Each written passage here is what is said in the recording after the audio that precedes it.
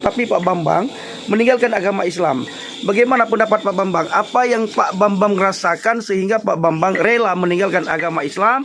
Dengan istilah kata lain, saudara kita dari seberang dari RT 066, mereka mengatakan kalau kita inilah sudah murtad. Bagaimana Pak Bambang? Hanya satu jawabannya. Keselamatan hanya ada pada Isa ibnu Maryam. Karena beliau pernah bersabda di dalam Injil Yohanes pada pasal yang ke-14 ayat yang ke-6. Salam saudaraku para pencinta channel Injil Habaget. Salam Aki, aku kabarkan Injil keselamatan. Ketemu lagi dengan saya Evangelis Avraham Effendi Usman. Saya berada di tempat kediaman Bapak Muhammad Bambang. Beliau juga mantan muslim. Beliau murtadin kalau bahasa zaman sekarang. Nah, sekarang kita ingin bertanya sedikit saja, apa yang membuat Pak Bambang begitu yakin meninggalkan iman percayanya yang lama? Bukankah Allah Subhanahu wa taala sudah berkata, "Inna dina indallahi Islam." Agama yang paling benar sisi Allah adalah agama Islam. Tetapi Pak Bambang meninggalkan agama Islam. Bagaimana pendapat Pak Bambang? Apa yang Pak Bambang rasakan sehingga Pak Bambang rela meninggalkan agama Islam? Dengan istilah kata lain, saudara kita dari seberang dari RT 066, mereka mengatakan kalau kita inilah sudah murtad. Bagaimana Pak Bambang? Hanya satu jawabannya. Keselamatan hanya ada pada Isa ibnu Maryam. Karena beliau pernah bersabda di dalam Injil Yohanes pada pasal yang ke-14 ayat yang ke-6. Akulah jalan kebenaran dan hidup, tidak ada seorang pun yang sampai kepada Bapa kalau tidak melalui aku. Itu kata daripada Yesus Kristus atau Isa. Nah, tidak ada seorang pun yang sampai ke surga kalau tidak melalui Isa atau Yesus Kristus. Jadi kesimpulan yang benar adalah tinggalkan yang lama, pilih itu Yesus Kristus. Haleluya. Haleluya. Ini seperti biasa, abang kita Abang Aliuddin nya sibuk sabe urangnya. Sibuk sabe. Ilong tengah masaknya. Sibuk sabe. Ilong tengah masaknya, masak kuah itik Aceh, masak Acehnya. Letak bahan-bahannya lempuduk kenau. Nya baru betul-betul masak kuah Aceh. Jadi mesti awak Aceh ni fikir lu anjing masak Aceh. Lu masak Acehnya kuah Aceh, lu masak kuah merah. Memang drone nyaur Aceh. Ilong awak Aceh betul-betul awak Aceh. Tapi begadang awak batak. Nyangka ilong heran ni fikir ilong ke orang Aceh. Bahasa Aceh ke hana pahle. Bahasa lapan trip tak tapi ilong mupum tak bahasa Aceh. Kerana malu te bengeh ngelong ikan ngelong dengan bahasa Aceh. Tapi pegah ke ilong ke orang Aceh ilong awak batak. Ilong pungut-pungut ilong awak batak. Pada ilong Aceh. Aceh apa bang? Ilong Aceh PD. Ilong awak PD. Oh, PD. Waktu tsunami lu yang pugat nan Casual restoran paling raya tak di Bandar Aceh nyan lu yang pugat. Bahasa Indonesia biar orang tahu. Tak set aja. Tahu bahasa Indonesia dia. Bah orang Aceh anai fikir long yang bahasa Aceh. Long je bahasa Aceh, bahasa Aceh long ana pahle tapi long mukum tak bahasa Aceh. Dia bengih lah. Dah bahasa lu anda. Be serapa long anda mukum bahasa Aceh. Ikan long awak Batak, long awak Batak, long awak Aceh nyau. Kan lagi nyan. Betul. Jadi oke, bahasa Acehnya sudah cukup. Jadi Bang Aliuddin, setelah Bang Aliuddin mengalami Tuhan, sudah pelayanan ke berbagai daerah, berbagai pelosok, ke seluruh tanah air, bahkan ke berbagai negara, apa yang membuat Bang Ali begitu semangat dalam melakukan pelayanan? Ya karena sukacita dari Tuhan, ya sukacita. Itu saya merasakan ini menjadi bahasa Aceh loh. Jangan bahasa Aceh. Jadi saya sangat bersukacita kali karena Tuhan telah menebus saya. Saya bersukacita. Belum pernah sukacita saya rasakan seperti sekarang. Dulu saya dengan kawan-kawan mabuk setiap hari, pesta pora, sukacita juga, ketawa-ketawa. Nah, tetapi berbeda dengan ketawa-ketawa sekarang. Sekarang ada masalah, ada tantangan, ada ancaman, ada persoalan, tetap bersukacita. Karena firman Tuhan katakan bersukacitalah senantiasa. Jadi jangan bersukacita dalam keadaan baik aja, bagus-bagus aja. Ini senantiasa pun bersukacita. Tidak enak, tidak cocok dengan pikiran, tidak cocok dengan perasaan, tidak cocok dengan mau hati. Tetap bersukacita. Kenapa? Karena ini yang dikehendaki oleh Tuhan, oleh Allah itu di dalam Kristus Yesus. Bersukacitalah. Kalau kita bersukacita, punya rumah bagus, ada kendaraan kendaraan bagus, semua bagus-bagus. Siapa yang tidak bisa bersuka cita? Pertanyaannya, bisakah kita bersuka cita kalau situasi tidak bagus, tidak enak, tidak betul situasi bisa bersuka cita? Mustahil itu kita dapat lakukan. Tapi kalau Allah, kalau Tuhan ada dalam hidup kita, pasti bisa. Tuhan misalkan, Tuhan mampukan. Lihat saya sekarang bersuka cita aja. Orang marah-marah, orang benge-benge, tetap saya bersuka cita. Orang mengatai saya yang bukan-bukan, bilang begini, bilang begitu, tetap saya bersuka cita. Sekalipun urang pegah, urang pajahubui, tetap bersuka cita. Ilung sabi lung pajo bunyan, sabi mangata ilai kan anjir lung pajo, jino kalau lung pajo, letak lung pajo nya, kan, tetap bersuka cita. Tetap bersuka cita. Makan tanjongnya. Ya, karena le urang pegah nyoba ngaliudinya letak pajahubui yan, kafe, pale, mandu-mandu, ngakibannya. Ngakibannya.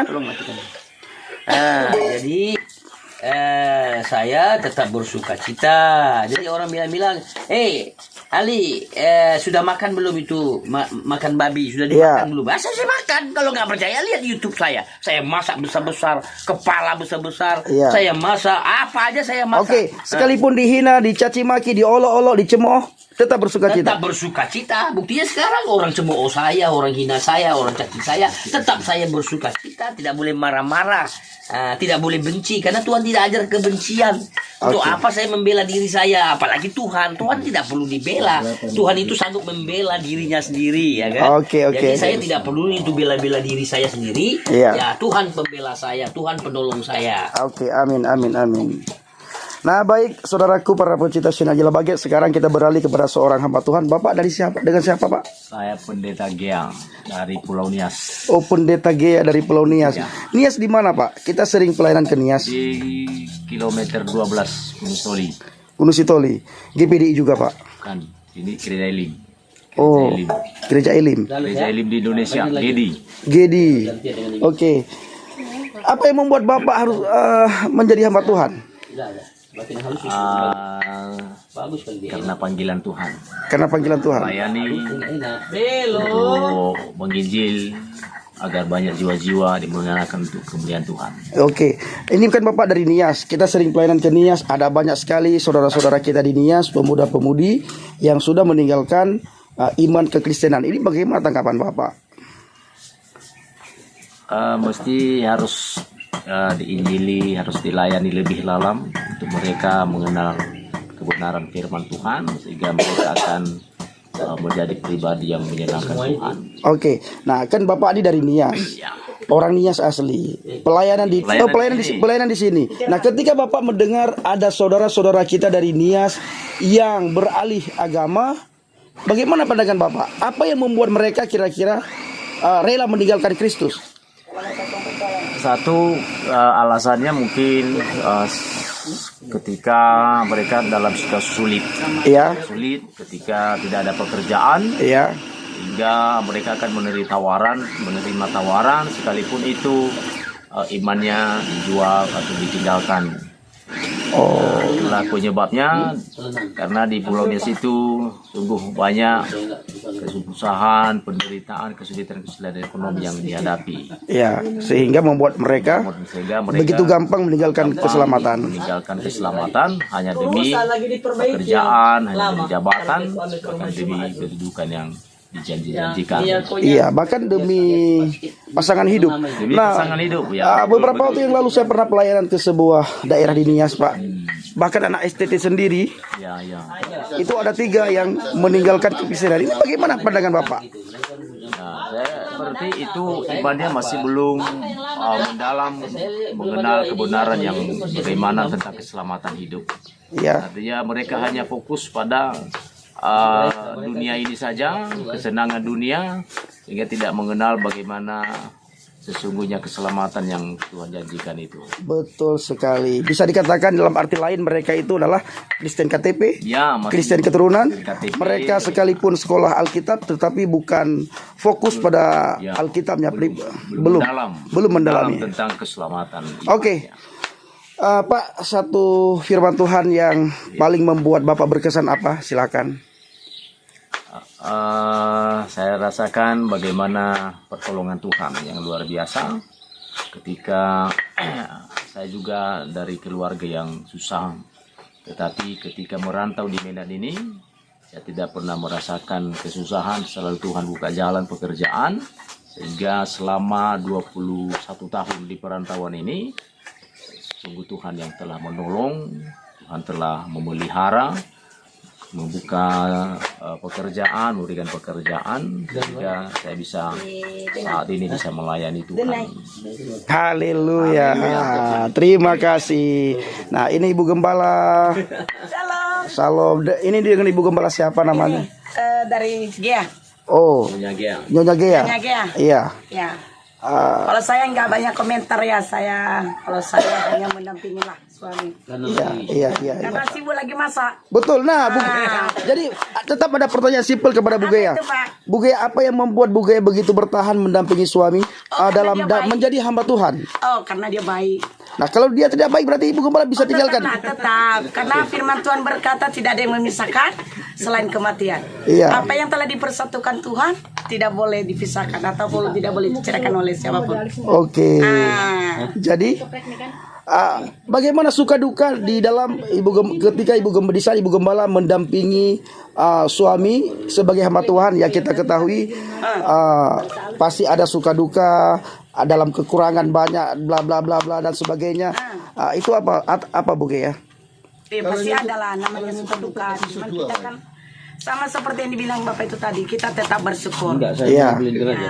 Karena firman Tuhan berkata segala perkara dapat kutanggung di dalam Dia yang memberi kekuatan kepadaku. Haleluya, luar biasa. Terima kasih.